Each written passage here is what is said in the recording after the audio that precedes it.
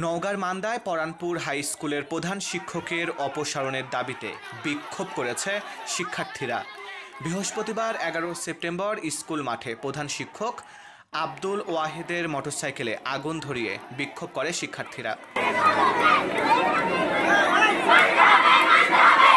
এদিন প্রধান শিক্ষকের বিরুদ্ধে বিভিন্ন অনিয়ম ও দুর্নীতির অভিযোগ তুলে পদত্যাগ দাবি করেন তারা। আমাদের প্রতিষ্ঠানের হেড স্যার দুর্নীতিবাজ, অন্যায়বাজ, ধোঁকাবাজ, চুর, ভুয়া। আমাদের 6-এ থাকতে 300 টাকা ইউনিট কার্ডের হচ্ছে লিসে 60,000 টাকা, 1 লাখের মতন টাকা পাইছে। আমাদের এই প্রতিষ্ঠানে 4 বছর আগে তো স্যার আমাদের কোনো ইউনিট কার্ড আমাদের হয়নি, কেন হবে না? আবার সেশন ফি মাত্র চালিয়েছে 100 টাকা ফি, 100 টাকা।